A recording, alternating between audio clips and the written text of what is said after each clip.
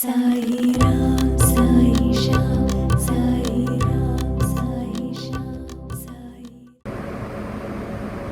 Yeah, Saidi. Yeah, Sai beta. We all know that at a deep level, we need to get involved in seva and participate in charitable activities and good deeds. But with all our work pressures, family responsibilities, and the hundreds of demands on our time, how do we prioritize and make time for seva in our everyday lives? All right, thank you, beta, for the question.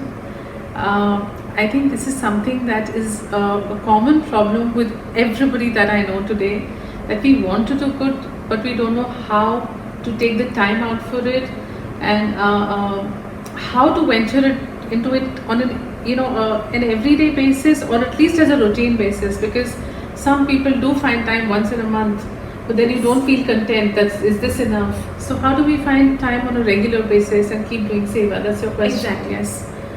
So first of all, seva is not something for which you have to find time. I think again the question for me is the problem here. It should be a part of my life. Just as I live, breathe, eat, seva should be very much a part of what I do on an everyday basis.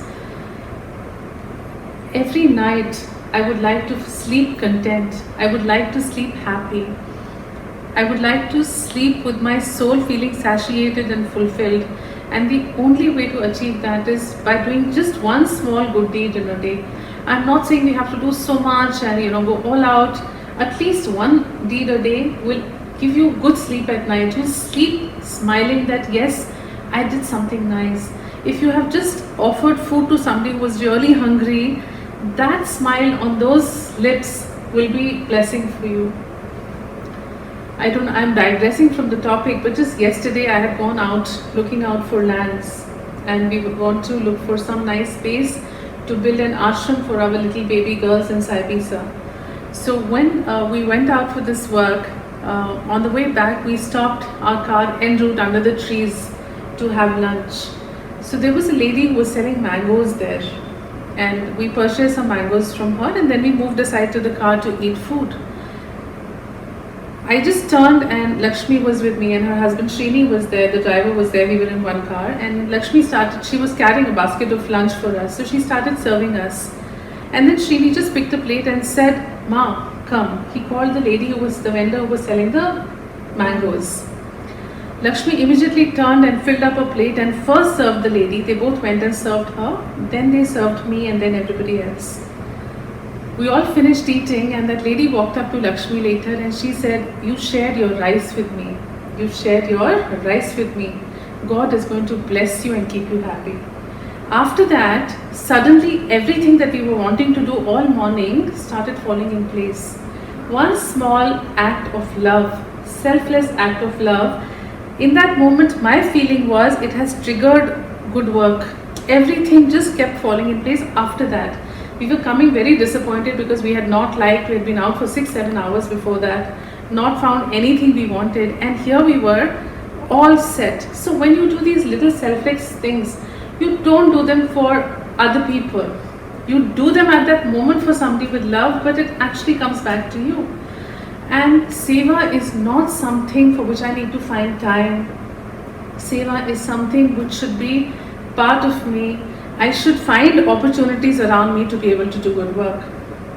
Most importantly for me, I have seen people, they want to do seva, but they want to do it in the comfort zone of their space, their house, their office. Something is close to me, I can go and do it. It takes effort, I don't want to do that. Seva is about Shramadan. Baba says that the most beautiful way of daan is doing charity of food, because everybody has hunger.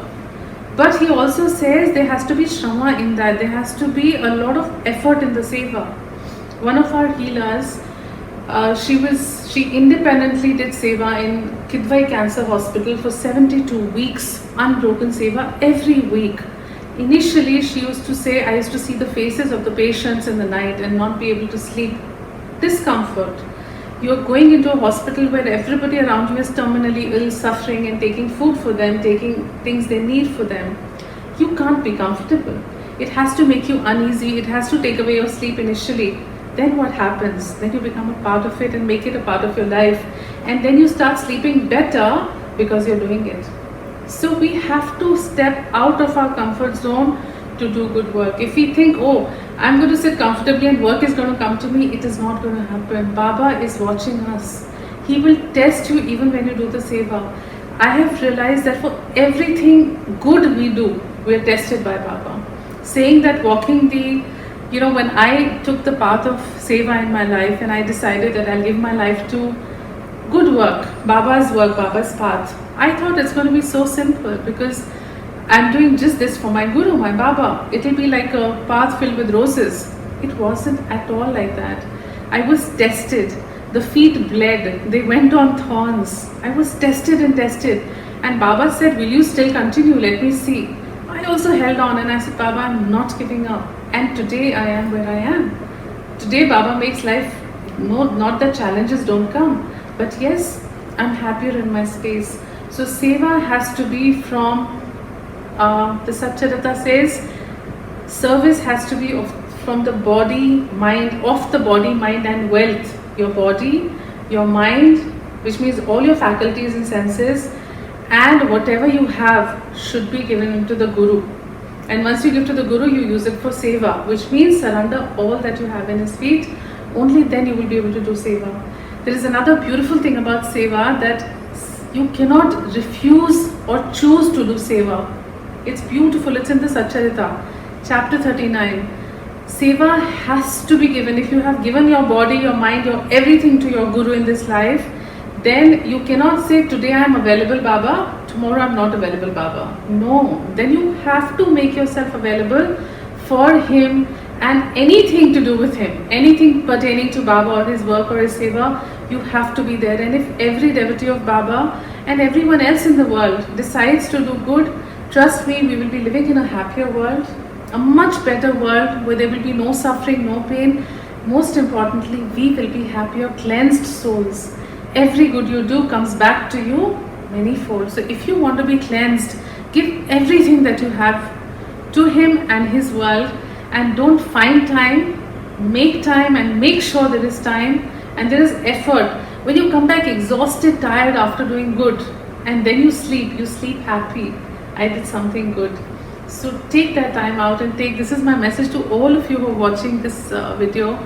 All the best to you, and may Baba lead you on holding your hand to this beautiful path of his seva, of his work. Ya Sai. Yeah, Sai. Thank you, Ma. I think this was a message that so many of us needed to hear. So thank you so much. Thank you, Bacha. Thank you. Ya Sai. Sai Ram, Sai Sham, Sai Ram, Sai Sham, Sai Ram, Sai Sham, Sai Ram, Sai Ram, Sai Sham, है अति सुंदर तेरा नाम, है अति सुंदर साई राम, साई राम, साई श्याम, साई राम, साई श्याम, साई